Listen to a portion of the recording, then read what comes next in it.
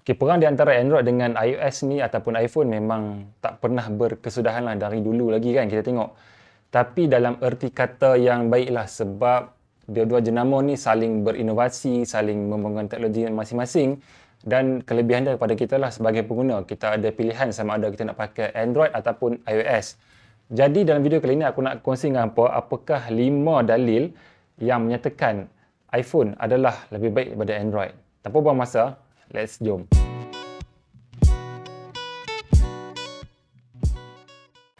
Okey, sebelum tu aku nak bagi tahu hampa aku ni adalah seorang pengguna Android tegar dan pernah menggunakan beberapa siri iPhone, tapi aku bukanlah peminat iPhone. Hati aku memang tak kenal lah dengan iPhone. Tapi dalam video kali ni aku nak bagi tahu kat hampa kelebihan iPhone berbanding dengan Android. Okey, yang pertama sekali adalah sistem operasi yang dikemas kini secara seragam. Kalau kita tengok iOS 15 yang baru saja dilancarkan beberapa hari lalu, dia akan dilancarkan kepada semua iPhone dalam masa yang sama lah. Contohnya macam dia janji bulan September. So semua iPhone yang dapat sokongan iOS 15 ni akan terima dalam masa yang sama. Contohnya Android dia dapat new Android update, contohnya Android 12. Jadi tak semua phone Android terima update dalam masa yang sama. Contohnya Google Pixel dapat yang paling awal, lepas tu Samsung tunggulah 2-3 bulan mungkin. Lepas tu OnePlus 2-3 bulan lagi, lepas tu Sony mungkin 5 bulan macam tu. So benda ni memang tak seragam lah sebab ini adalah salah satu kelemahan yang terdapat pada open source operating system macam Android. Kalau iOS dia memang bagi update yang dalam masa yang sama. Bila dapat update tu, semua akan dapat update dalam masa yang sama. So dia tak adalah tertunggu-tunggu macam kebanyakan phone-phone Android.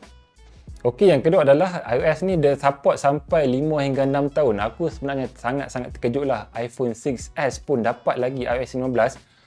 Kalau kita tengok Android, memang tak semua phone lah. Contohnya macam setengah flagship saja, macam Samsung dia janjikan 3 tahun, OnePlus biasanya 3 tahun, Google Pixel 3 tahun, macam tu lah lebih kurang. Kalau macam HTC dah tak ada kan, dah lingkup company tu, memang tak ada update lah. Company lain macam Lenovo, aku rasa dalam 2 tahun je. Kalau Xiaomi nak dapat security update pun lambat kan. So benda ni memang sangat-sangat mengujarkan lah, walaupun kita tahu lah kalau iPhone 6s dan 6s Plus tu dapat iOS 15 memanglah tak dapat laju macam iPhone 12. Tapi at least dia dapatlah juga merasa iOS 15 walaupun setelah 6 tahun dilancarkan. So iPhone punya update ni memang sangat-sangat mengagumkan. So bagi aku tak ralat lah kalau hampa bayar mahal-mahal dapat software update sampai 6 tahun. Memang amazing lah bagi aku. Okey, yang ketiga adalah privacy adalah keutamaan kepada pengguna-pengguna iPhone. Contohnya iOS 14.5 yang baru saja dilancarkan beberapa minggu lalu telah ada update yang dipanggil App Tracking Transparency, yang mana App Tracking Transparency ni membuatkan Facebook sangat berbulu dengan Apple sebab App Tracking Transparency ni membolehkan pengguna iPhone untuk toggle off ataupun off kalau contohnya app tu nak track kita bagi tujuan periklanan. Kalau contohnya hampa pergi Google, hampa pergi search kasut Nike kan contohnya, ataupun hampa search apa-apalah barang-barang dekat internet sana tu. So apps tu akan track hampa untuk bagi tujuan targeted marketing. Contohnya hampa search dekat Facebook kerusi, dia akan keluarlah sebelah lepas tu kerusi lah, akan keluarkan newsfeed hampa kerusi. Lepas tu dekat WhatsApp pun sama juga, ada sebabkan WhatsApp ni adalah milik Facebook. So kalau hampa punya conversation dengan adik hampa ke, dengan wife ke, dengan husband ke, contohnya hampa nak pergi cari meja makan, kata abang sekejap kita pergi beli meja makan, kita pergi kedai sana tu. Lepas tu tengok dekat Facebook keluar pula dekat newsfeed hampa ni kedai perabot sekian-sekian ada jual meja makan. So hampa rasa macam aku ni rasa macam tak ada privacy je pakai app ni. Bila kita ada conversation ada je macam iklan nak target kita, ada iklannya nak menghantui kita setiap hari kan. Pengguna iPhone yang dah update sampai ke iOS 14.5 ni, dia ada satu fungsi yang sangat-sangat special yang tak ada pada phone Android lah. Contohnya macam app tracking transparency tu lah. So memang satu kelebihan lah untuk menjaga privacy kita di masa akan datang dengan tak ada targeted marketing yang akan menghantui kita sehari-harian. Sebab itulah Facebook dia siap buat satu kempen yang menghentam Apple, mengatakan Apple ni menindas peniaga-peniaga kecil. Padahal Facebook memang dia tujuan dia untuk mengaut sebanyak-banyak mana keuntungan bagi tujuan periklanan. So sebab itulah Facebook sangat-sangat berbulu bila iOS 14.5 ni diperkenalkan dengan App Tracking Transparency. Okey, yang keempat adalah ekosistem iOS, iPadOS, macOS ni memang saling bersanaran di antara satu sama lain. Kalau kita tengok sistem operasi yang lain, contohnya macam Samsung pun ada develop sistem mereka sendiri, Google pun ada, tapi masih lagi tak dapat menandingi ekosistem yang terdapat pada Apple punya ekosistem. Samsung cuba buat mereka punya laptop sendiri, Google cuba buat mereka punya device sendiri, smart device sendiri, tapi masih lagi tak dapat nak compete dengan Apple punya ekosistem. Ekosistem Apple ni memang bagi aku memang sangat-sangat best lah bagi orang yang dia ada MacBook, dia ada iPad, dia ada iPod, ada iPhone, memang saling bersandaran di antara satu sama lain. Sebab itulah peminat-peminat Apple ni dia susah sangat nak berpindah kepada phone-phone Android bila dia dah ada ekosistem yang lengkap. Contohnya dia dah ada MacBook apa semua tu, dia nak berpindah kepada Android tu memang tak lah, sebab dia dah ada satu ekosistem yang lengkap yang sangat membantu urusan kerja harian mereka. Okay, last but not least adalah pilihan aksesori yang terdapat pada peranti iPhone. Okay, kalau kita mengikuti perkembangan iPhone pada setiap tahun, kita akan perasan yang casing iPhone ni akan keluar sebelum lagi iPhone tu dilancarkan. Memang sangat-sangat pelik kan, sebab pengeluar casing dekat China sana tu dia dah ada acuan untuk casing iPhone.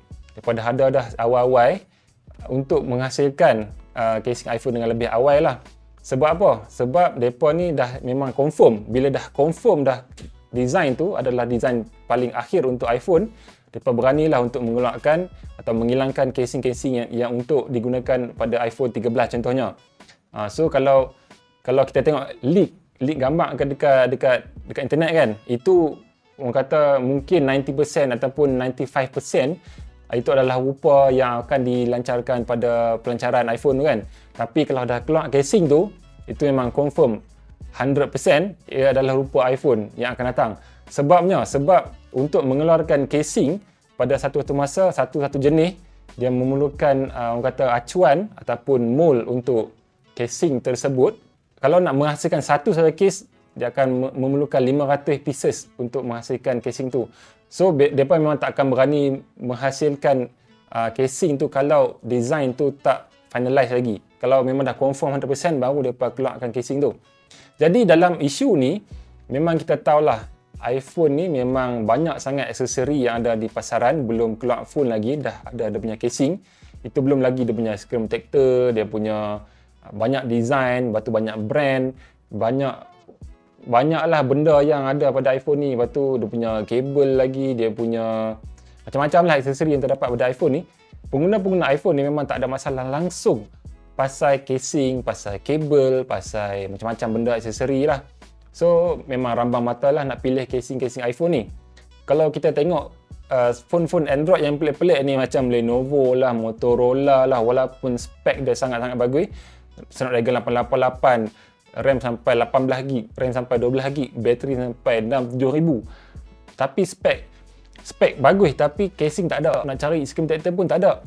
Bagi aku, kalau aku pun, walaupun phone tu cantik, phone tu spek bagus, tapi casing tak ada, aku memang fikir lah dalam 5-6 kali juga nak beli phone tu. Sebab aku ni jenis kaki casing. So aku memang jenis menjaga phone tu, memang memanjakan phone tu. Jadi kalau tak ada casing, bagi aku satu kekurangan yang nyata lah kepada sesebuah phone tu. Tapi untuk iPhone memang tak ada langsung masalah. Dari iPhone yang pertama sampailah iPhone yang sekarang ni, tak ada masalah langsung. Casing dia sentiasa dikeluarkan, bahkan dikeluarkan lebih awal lagi. Okay guys, aku rasa itu sahaja video aku pada kali ini, dan aku harap hampa boleh dapat satu input yang berguna. Pengguna iPhone dan pengguna Android yang bijak, dia tak akan bergaduh, tapi sebaliknya menjadikan satu minat saja, bukan untuk bertegang urat di media sosial. Jadi kita jadilah pengguna dan peminat yang bijak, bukan jadi peminat yang taksub. Sampai itu saja video kali ini. Jangan lupa like dan jangan lupa subscribe. Jumpa lagi dalam video akan datang. Assalamualaikum. Adios.